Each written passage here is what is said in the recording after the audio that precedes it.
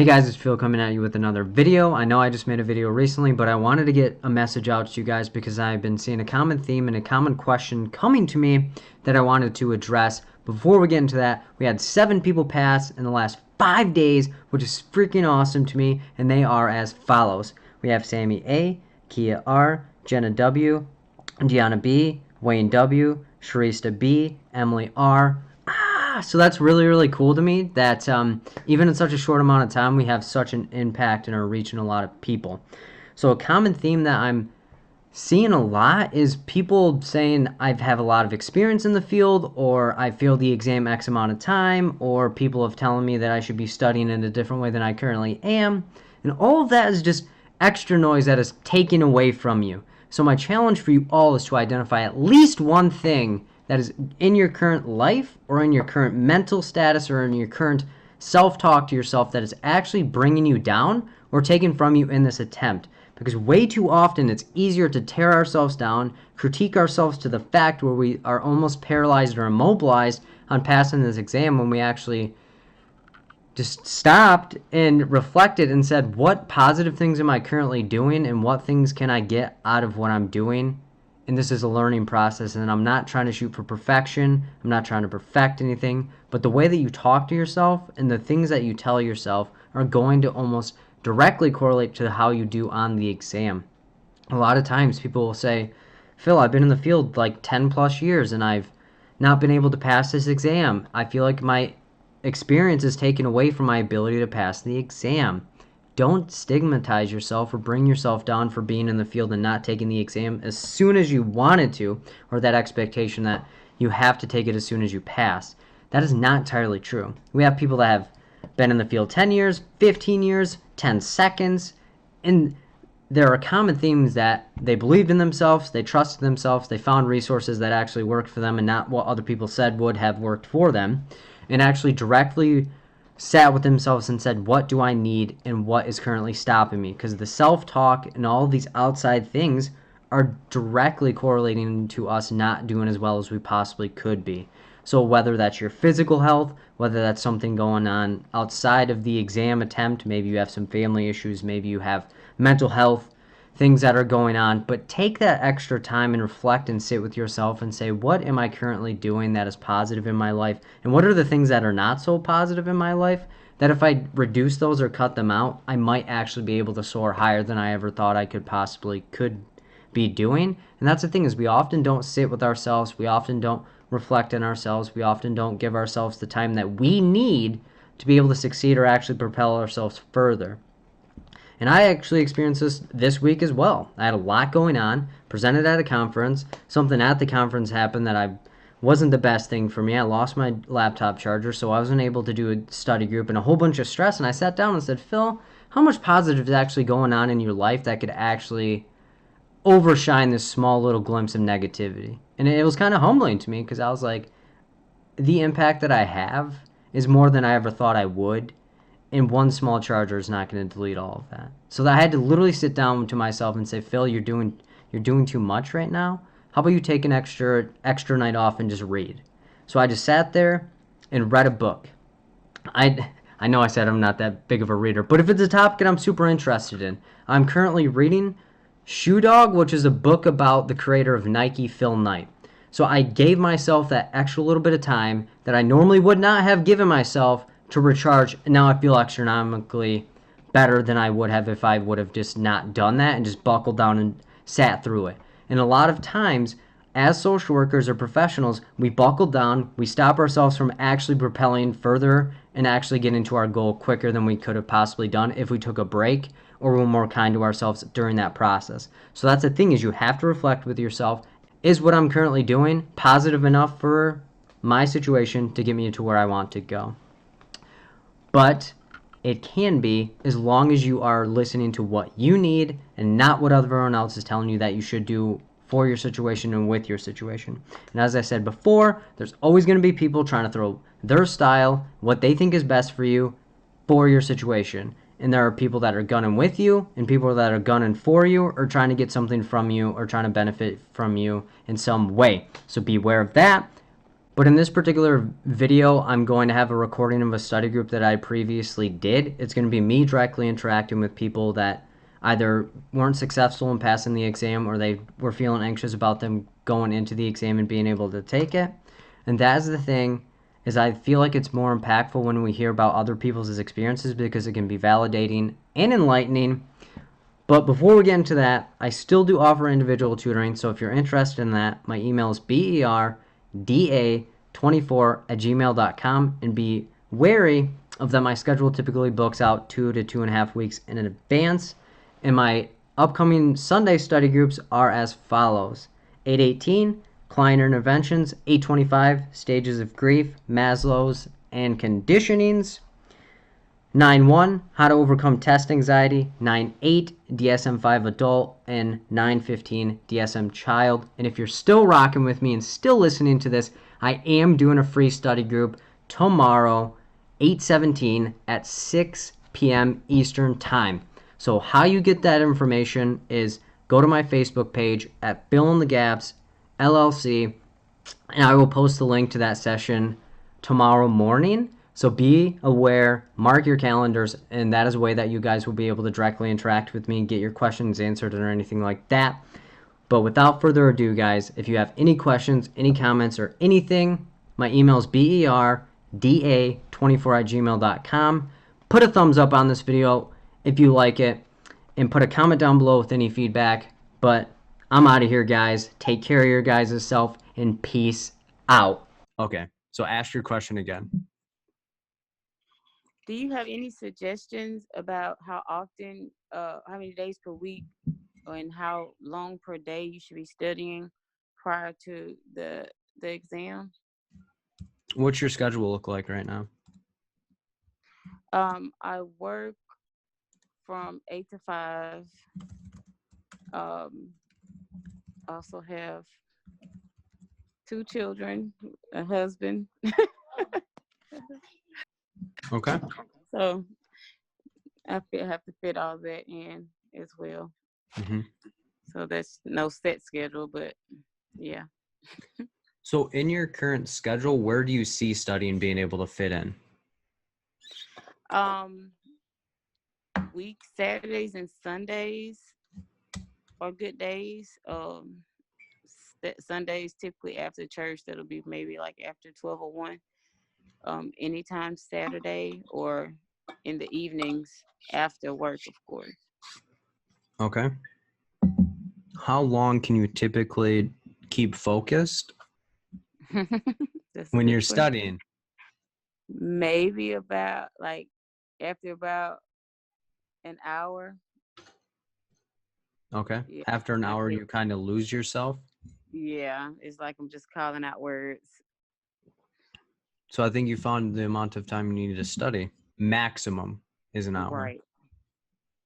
What's the minimum amount of time do you think you could study and still get benefit out of it?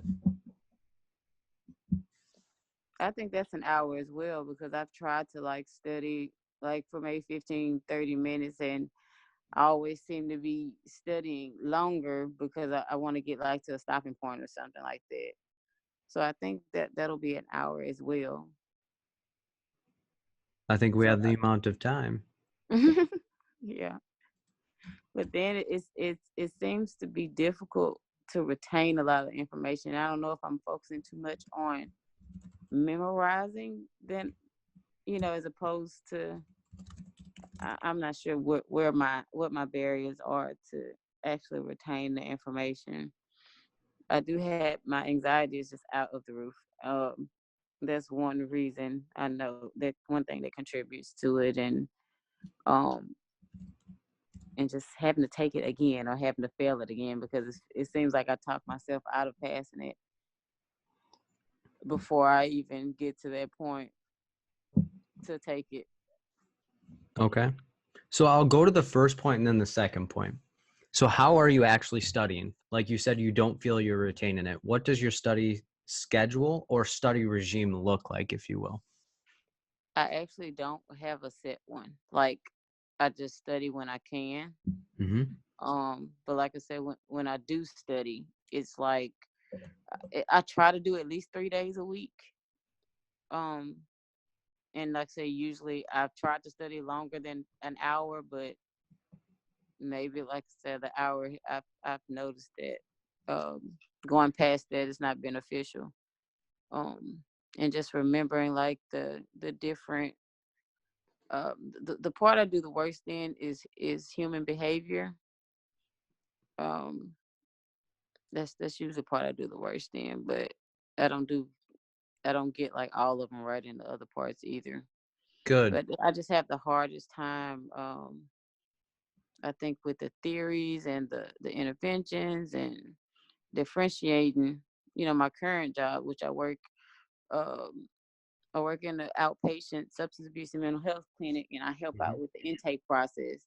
Sure. Um, so it's kind of hard, reading this. I'm like, that's not what they tell me to do. So That's it's where you kind have of to kill hard. it. Yeah. Well, I mean, what you've been doing in the past, you almost have to restructure it. Right. Because my biggest thing is you've already identified how many days a week and how long. You've Mhm. told me 3 days, more than 3 days a week, I get lost. So 3 days is your maximum. And Mhm. hours, the maximum amount of time that you can study as well as the minimum. So 3 days a Mhm. week, an hour at a time. Start going to your learning style and figure out what the heck you resonate with.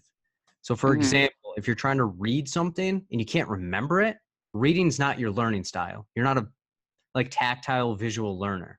Right. I If never you thought. if you watch my videos and you're like, "Man, I'm learning a lot more." You are a visual audio learner. So your prep has to look like that. And that is where a lot of Mhm. people defeat themselves because they go based on what someone has told them works rather Mhm. than sitting down and saying, I've never been able to read a book or engage myself in a book. Why am I doing this? This isn't a forceful process. This is a process you sit in, make yourself as comfortable as you can while studying, and sharpen your tool rather than trying to sharpen someone else's tool and not knowing how to use it. Okay. I never thought about it like that because you're right. Like people recommend different books that help. And I even have access to the Don Apgar the study guide. Mm-hmm. But and I'm thinking like now, okay, this time I'm gonna get it since I have this. But like if reading it isn't my studies, that's not my learning style, then that's gonna be a waste as well. But I do, as far as like the videos, um, I do find those beneficial. I do. So I never thought about that. It may be just more so as audio and visual. Mm-hmm. So do you have a cell phone? I don't want to assume. Yes. Find a voice recorder and read your notes aloud so that way you have an audio copy of the book so that way you can actually hone in on your learning style for free with what you already have. Right. Okay. The only thing you lose is time, but if you're investing in yourself, I will lose time, quote unquote, to invest in myself every single second that I can. Right. Right. And then Okay. once you do those things, gauge how your anxiety level is. And if it's still super high, that's an internal process rather than an external thing we can change at that moment. Mhm. Okay. All Does that right. make sense? Yes, sir. It does. Okay. And if you need anything or have any other questions, just send me an email and I'll try my best to get back to you and help you along this way. Okay. Thank you so much. You're welcome. I appreciate you talking with me. Thanks. Bye. Anyone have any other questions or want to process their situation?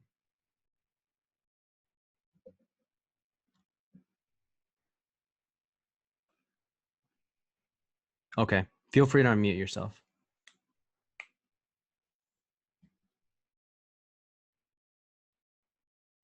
How is Hey, it going? hi, can you hear me okay? Yes, ma'am. How's it going?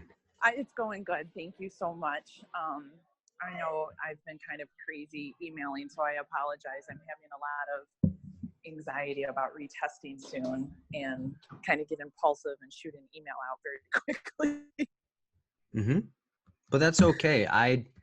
That is what I like Um, doing and like walking with people through it. So never hesitate. But if I don't get back in a decent amount of time, know that I'm not ignoring it. My Yeah. schedule just does not permit me being a lightning response all the time.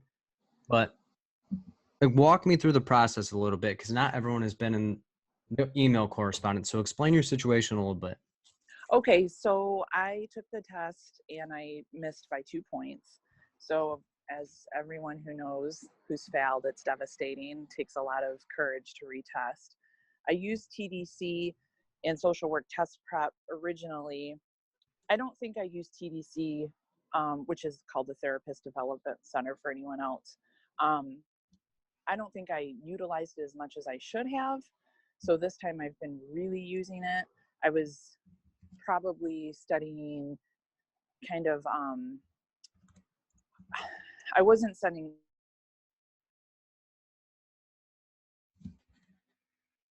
Are you there? You Me. might kind of cut out. Oh, sorry. Can you hear me okay? Yeah, now it's back. Oh, okay.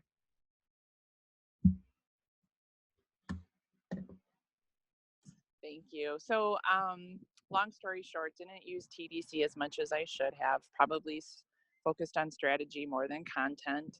So, missed some things about defense mechanisms, and I know there was a lot of supervision on my test that I didn't really understand the answer.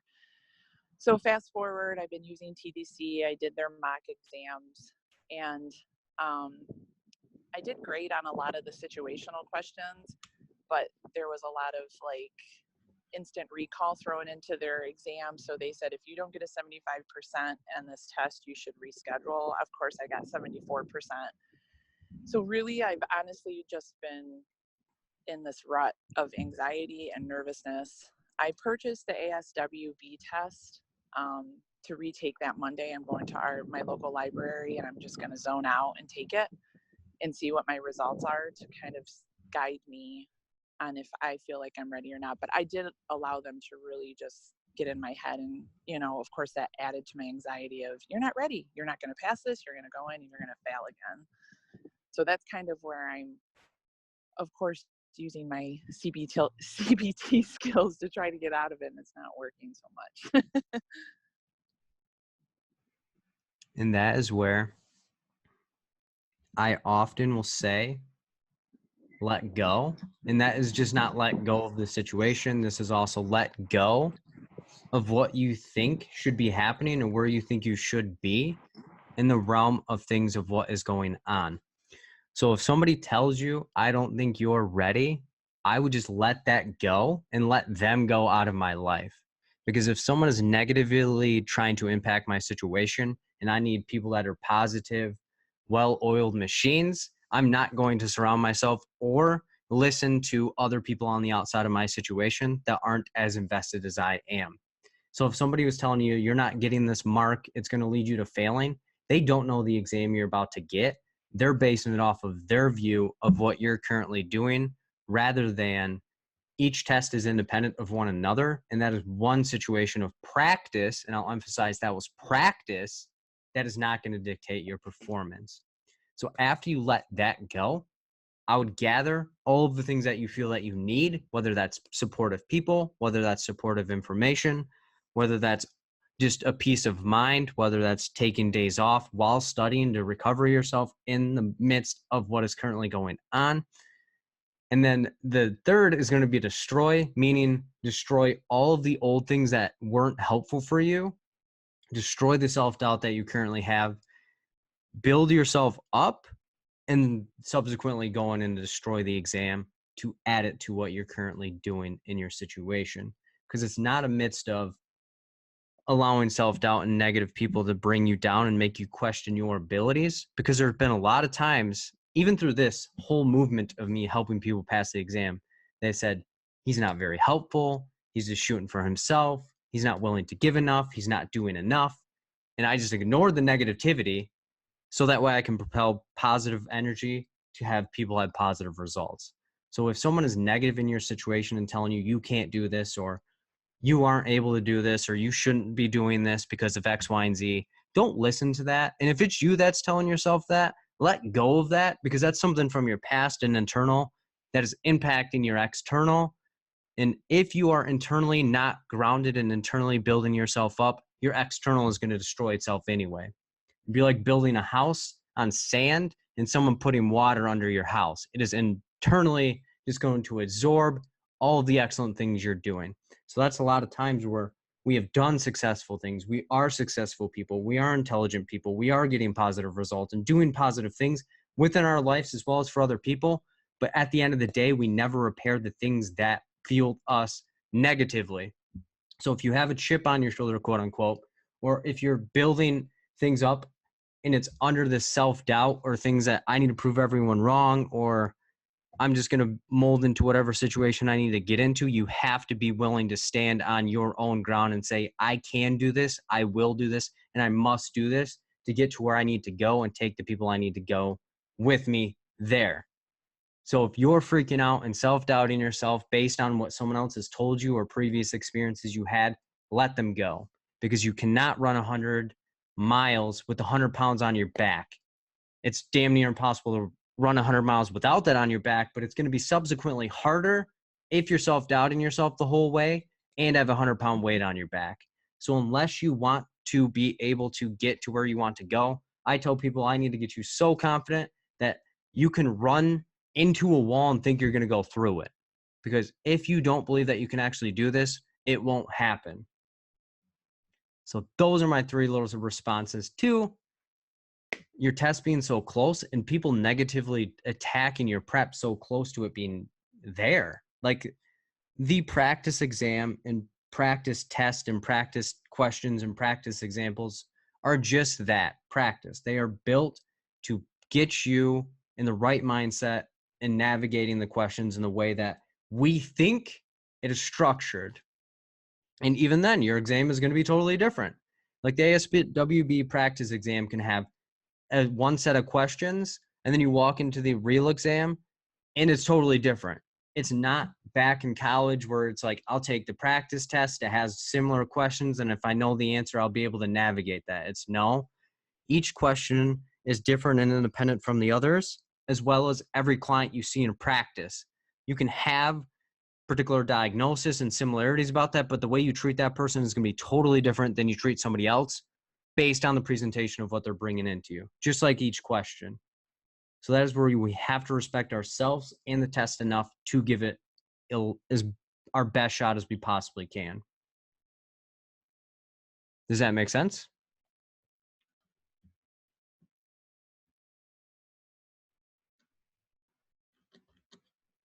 Okay. Anyone else have any questions?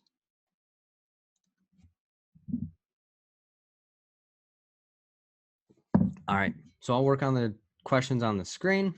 And then if you want to respond, just unmute yourself and then get into it. So how do you deal with resistant client in treatment, client who are arriving late, discharge? So the best way to do this is address the issue with the client to understand their point of view, because where we start where the client is, it helps paint the picture from their view. So for example, if I think they're arriving late because they're disrespecting me, I'm not going to confront them. I'm going to say, so I notice you're kind of arriving late. Does this time actually work for you? And they're like, actually, man, this morning appointment sucks because I have to beg people to give me a ride. And sometimes people will drop out. And it's not that I don't want to get into this services. It's just I have a barrier there. Or let's say you ask them like, hey, I notice you're arriving late and it doesn't seem like you're super interested in this. Is something going on? And they're like, dude, my mom just got diagnosed with cancer and she's dying and I really can't focus on myself. And it's not that I don't care about this. It's just maybe this isn't the time. So if anything comes up, we always start with the client is and explore the situation rather than us putting our own spin and view on the situation and telling the client's story without actually asking it. So that is where sometimes we view people as resistant. It's maybe not that they're being resistant. They just don't understand the process or their situation or their priorities are different than we think that they actually should be. So starting where that person is, exploring what that person thinks, and then going from there. Because you're going to have people that don't want to get into services and don't want to see you. They're ordered or forced to be there, but sitting with them and being like, this really sucks for you, may open that door to be like, dude, it really does suck and X, Y, and Z. And then they start talking to you, or they just remain silent. And then we mirror that. You don't want to engage.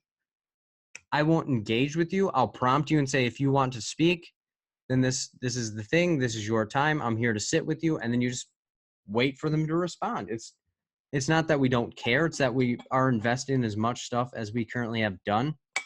And that is basically what we have to do, is explore with that person and start with where they're at and then go from there.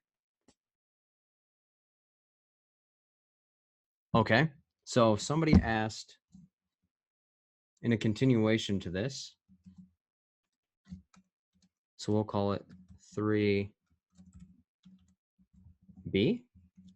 What do you do when the client's response is defensive? I'm not late. I would just subsequently show them evidence and say, well, our appointment was at 3 and you showed up at 3:15. What would you consider late? And not like being disrespectful, but be like, I'm just kind of curious. You say you're not late, but it's 3 o'clock and our appointment was at 3:15. Did you lose track of time? Was there something going on? Or if 3:15 is their time that they want to show up, say, how about we just schedule 3:15 and see how that goes? And then adjust it accordingly. So it's not that we're trying to find them in some lie or find them and confront them and cut them off. It's like, I'm here to help you, and I need to best understand your situation so that way we know where we're going and knowing where we need to go. And any suggestions for breaking down the questions during the exam? I use highlighting while studying, but won't help me track during the exam. So my biggest thing is, a lot of people are black and white with this, and they're like, the computer doesn't let me do these highlighting suggestions, but use the whiteboard as a highlighting tool. You kind of have to go old fashioned with it and write down key points and utilize it as a reference. So same thing you would be highlighting during the question answering process, or like I do on my videos, highlighting along the way. I will tell people, write down key details when breaking down questions, so that way we have a gauge of like, what is the key things? Am I missing anything? And does this connect back to the question? So that's my biggest suggestion to utilize during the exam, is create a process that you can do during your practice or during your preparation that you can utilize during the actual exam. Because a lot of times people implement strategies that aren't correlatable to the actual exam, and they actually make themselves more anxious because they are starting basically fresh when you've been practicing for X amount of time. So make sure you're doing things that you can actually utilize during the exam in your preparation, so that way they actually line up. All right, so I always get confused between subpoena and court order. Okay, so subpoena, court order. So subpoena typically comes from a lawyer and is attempting to gather data about your client. So, few considerations to differentiate the two. Sub, I always say sub, think of a substitute teacher, and we did not respect them. We attempted to assert privilege. Or if you want to do it in another way, peon,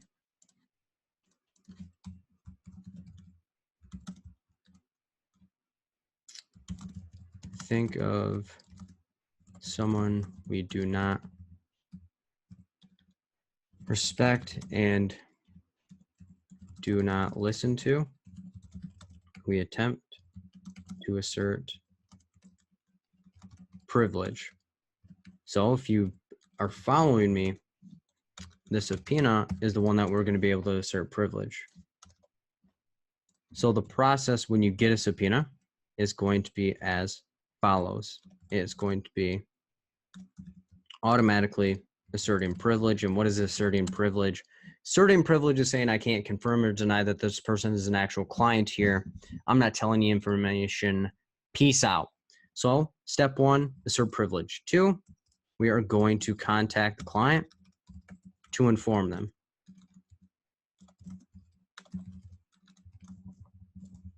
And then this is where it can get kind of tricky. They can provide written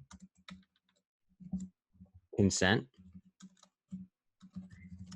or they can tell you they do not want the lawyer to have access to the records. But after we do that, it may be needed where we need to, where we need to consult with your supervisor regarding the issue, because let's say your client says, I want them to have it in written consent. Then you would consult with your supervisor and say, what is the agency policy regarding this? I need to understand and navigate this, because once the client gives the written consent, we need to make sure, hey, what is our process about court proceedings, and is there a special way of doing so? And then 4, act in the best, or if we want to be like actually correct, ethical way of doing things, which typically is disclosing the least amount of information. So then we have court order, which is kind of similar. So this typically / only comes from a judge, person of power. So with this, I always tell people, think of an order. So order is something we cannot ignore. So with that, if we think about it, we would need to do according. So if we're not able to assert a privilege over someone of a person of power, we're going to contact the client to inform them of the request. And again, similar to the previous, because the client ultimately has the say of what is going to happen, they can provide written consent, or they can tell you they don't want the lawyer to have access. So that is what would happen there. So after that happens, we would need to get that in. Once, let's say they provide written consent, let's say they do not. We would consult with the supervisor, consult with our supervisor to understand agency policy. And then from there, we would then need to, if we can, advocate on behalf of the client to keep the records confidential. And that would be advocate with the court or judge, because if we say, hey, this could be totally detrimental to this person's situation or person's life, maybe we should not disclose these records. That is where we just had to get kind of like real with it. And if that's not possible, we would then disclose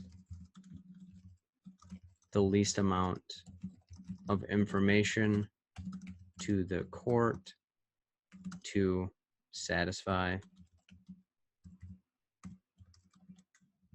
the request. So if you notice, even though they seem very, very similar, one is subsequently a lot different than the others.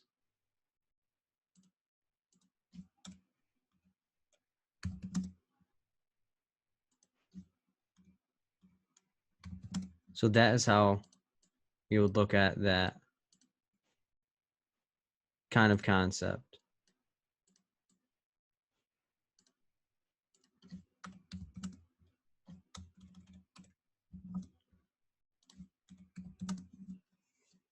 All right. So question 6, or someone had, I take my test Saturday and I get tired while testing. What should I do to stay focused? I can't find my earphones, so I can't unmute without background noise. All right. So I appreciate the transparency, and we will be able to adapt accordingly. So my biggest suggestion in this one would be to find a way or routine that would be helpful for you to stay focused. So a couple of suggestions that I typically have: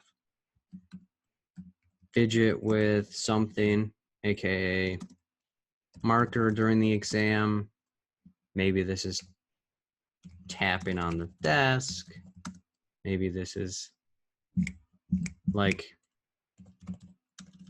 moving fingers about. And then from there, it's maybe take a mental break. And this could be close eyes for a second. Don't fall asleep, but take a mental break.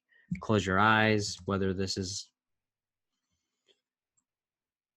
talk to yourself, anything along those lines, because if it is something that is a bothersome to you, unless you have like narcolepsy, but then you should get accommodations for your needs anyway. But also, one big thing that normally rockets me up is remember why you started and what the purpose of the exam is. Meaning, if I think about my family, even though I'm super duper tired, I still get my job done. I need to do what I'm supposed to do for myself as well as them. And regardless of how tired I am, I get this done. So it doesn't matter how tired I am. It doesn't matter what's going on in my life. It doesn't matter what's going on. It's like you either get things done or you find ways to make it happen, or you just don't do it and don't act like it's something you want to do. But if it's a physical thing, please see your doctor and get accommodations. But if it's like a mental thing where you're like not able to stay focused, find ways to get yourself focused and keep yourself engaged as much as you possibly can. Because yes, this is a mentally draining exam, but it's also something that is going to be the most important thing into propelling you to where you want to go and what is important to you in your current situation. Yeah, how's it going? How's it going? So far, so good. I took this exam April 26th and missed it by 9 points. Okay. My third time. And I'm just trying to understand the different grief process Mm-hmm. and the impact. Is there a time frame? Because I know depression is like a time frame. So with the grief process, there's no time frame?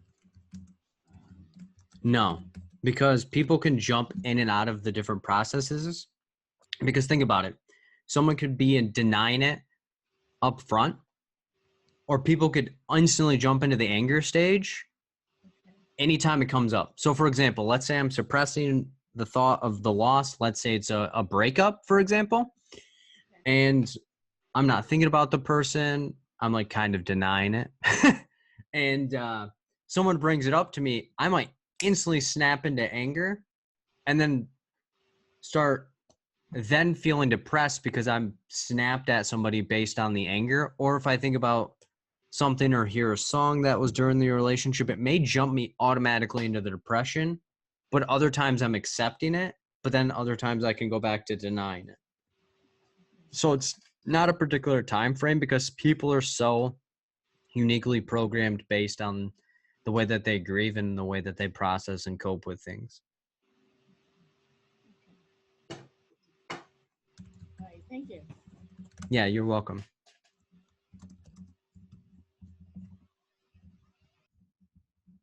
Any other questions that people have?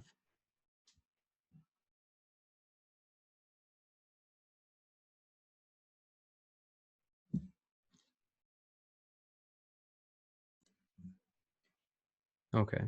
I just thought of one in the school social work questions. They always seem to test whether you get the parents involved, and sometimes the answers talk to the student, talk to the teacher for clarification, and some answers are get parents involved. So it all depends on who's telling you the information and what type of information they're telling you.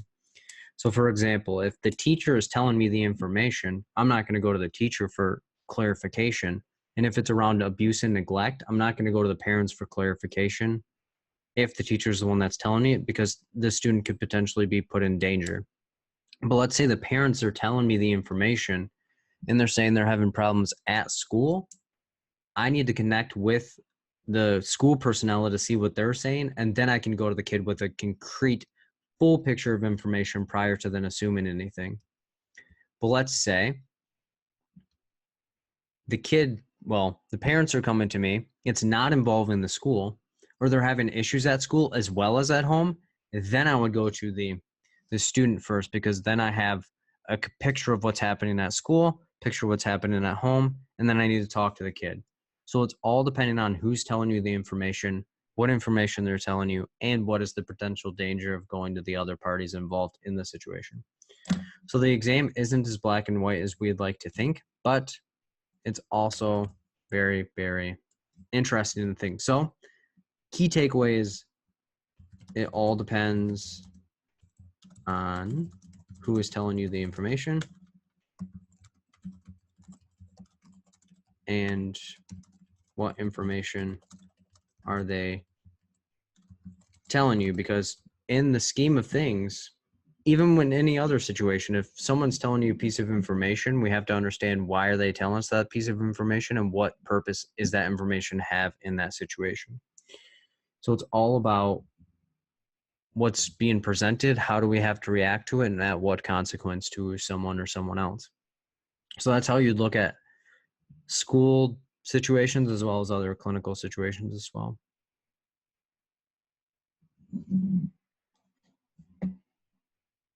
All right, so Doolittle relationships are tough sometimes. Seems like the Code of Ethics says that we should revert out. Some literature out there suggests that you talk to the patient first if you have worked with them for a long time. Yeah, so it all depends on what the therapeutic relationship is and what does the Doolittle relationship involve. So for example, if I am working with somebody and they're married to my brother, I'm not going to work with them anymore. I'm just going to say like, hey, for your benefit as well as my own, I don't want anything bad to happen. Let's say I'm going to the same church as them. I would broach it and say, hey, we're attending the same church. We may know some of the same people, but I'm going to respect your confidentiality as much as you would want me to do as well. So that is where you would have to understand what is the potential dangers in the situation, what is the potential benefits. But if haven't worked with them at all, it's better to nip it in the bud rather than get 6 months down in the relationship and then having to address it and say, well, I know you've started trusting me right now, but it's all based on, again, the situation at hand. So there's not one right or wrong, but if you refer back to the Code of Ethics, it says it's up to the social worker to try to mitigate any potential harm to the client, and it's the full burden is on the social worker based on the situation that happens. So it's easier for us to make the executive decision and of course address it with the client. We're not just going to say, all right, the secretary is going to call you and change you to someone. You would say, hey, based on this rationale, I think it's best that you go to another person. Based on my code of ethics, I need to be professional, and I feel like for your benefit as well as my own, I want you to be able to get served in the best possible way.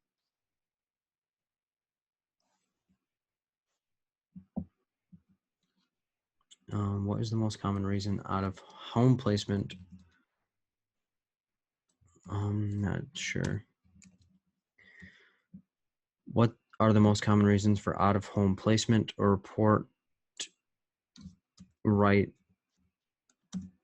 termination, and then is it permanent placement? I'm not really sure what the question is, but I'm assuming you're asking what would be why would CPS put someone in a home placement and terminate someone's rights, and then is it a permanent placement?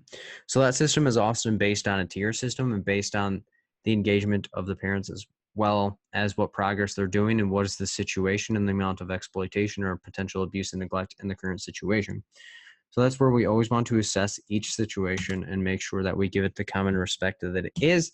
But I don't have a whole lot of experience with CPS, so if you're interested, I would probably contact somebody that works in the health service field in that area and then get more information. Most times on the exam, you're going to be asked, this is what's happening in the current situation. What should you do first, or what is the best situation or best solution to this situation? And oftentimes it is to either gather more information about the situation so that way we're not reporting based on hearsay, or getting CPS involved when we have the amount of information we needed, as well as there's severe consequence on the child's life or even the adult if it's APS. So that's where, again, we don't want to live in the black and white continuum of, if there's not enough information, we don't want to jump the gun, but we don't want to be negligent and have the information and say, I'm just not going to report this. I can work with this person and help them get out of the situation myself. So there's that argument of what is investigate and what is gather information. And in this process, we want to make sure that we have enough information to refer them to CPS so that CPS would be able to do something about it, Child Protective Services. So that's how we would want to look at that situation. We wouldn't want to, again, in any clinical situation, jump the gun and say, hey, I don't have the needed amount of information, but let me do this anyway, because that's unethical and that's bad practice. You want to make sure, one, you are gathering information at a due diligence level, and two, being able to say, like, okay, this is the back and behind why I need to do this solution. You can apply the same thing to the exam where you're like, let me make sure I explore the question because the question is going to tell me the answer, and does it connect back to it? And if it doesn't, don't choose that answer, because again, we can't choose answers based on hearsay or what our previous experiences are or were, because all of our clinical experiences and situations are different and independent of one another. Same thing with the exam. We want to make sure we give it the respect that it deserves and needs based on providing that direct focus on the facts of the case rather than adding the facts that we want to be there or the facts that we think are there and assuming anything on the exam. We want to make sure we have a clear, concise, automatic response to what is actually there rather than adding things. So that is how we would look at that particular question, as well as like framework and situation based on the exam, as well as also direct practice. Yes. How's it going? How's it going? I'm good. How are you? I'm doing well. How can I help? Yes, I think you've mentioned this before in the past, but if you have a question that's related to like mental health and substance abuse, which one takes the priority over the other? So that is a good question. So depending on the situation will depend on which one we need to do. What's the severity of the mental health? Like, do you have anything in particular that you're wondering about? No, I don't have anything in particular. I just want to know what your thoughts or your understanding is regarding it. So for example, let me provide two examples. So example one, client says they want to kill themselves and they drink alcohol on the weekends. Which one do you think we should address first here? I would say kill themselves. Mm-hmm. So on this one, it's mental health, because them drinking on the weekends is not equivalent to them wanting to kill themselves right now. Mm-hmm. But let's say we have another one. Let's say client is feeling depressed, denies suicidal ideations,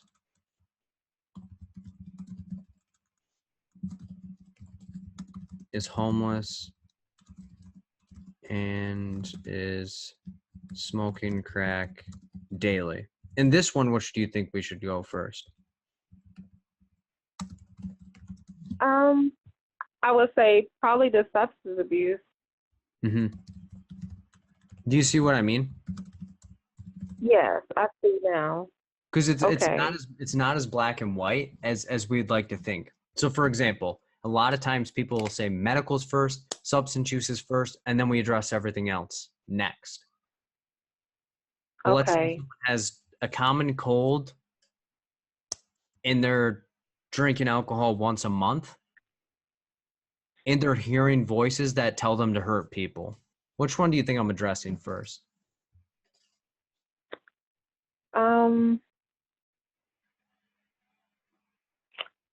I would say hearing voices telling them to hurt people. Mm-hmm.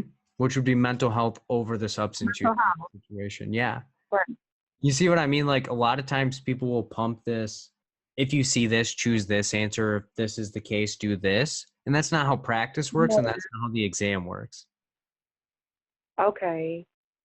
If it was that easy, there would be one manual for the entire social work practice field. And each client would get the same treatment everywhere they went. Okay. That makes sense. Thank you. You are welcome. And that's the thing, is open your mind to what is the situation telling me and what do I feel that I need to do first, rather than this person once upon a time told me if I see any medical, any substance use, then I need to hit it first, because that's not always the case. Okay. Let's say someone's having like a stroke in my office, but I know they have a history of alcohol use. Which one am I going to address first there? The stroke, the medical. Yeah. Again, so do you know what I mean? Like that's the thing, is like we like to get into this continuum of like, okay, the question says this is what I need to choose, and then we miss details in the question. Okay. All right. I got it. Thank you. Yeah, you're welcome. You're welcome. All right, and someone asked, safety of others, if the medical can take a backseat, when would environments such as being homeless take priority over medical? So yeah, so an example here, let's say we have another client. We have a client who has high blood pressure and is taking medications to stabilize it.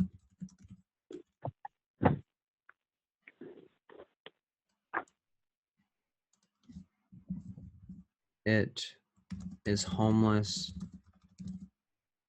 and is seeking employment. So during this, medical is stable and is a component, but not an issue at this time. Homelessness poses immediate threat or danger to the person, and then employment could benefit the client, but without stable housing might be difficult to maintain. So that's kind of an example where yes, there's medical, but it's stabilized. 2, he's homeless, so it poses an immediate risk. And he wants employment, but at this time, we need to get the homelessness out of the way first. Does that make sense?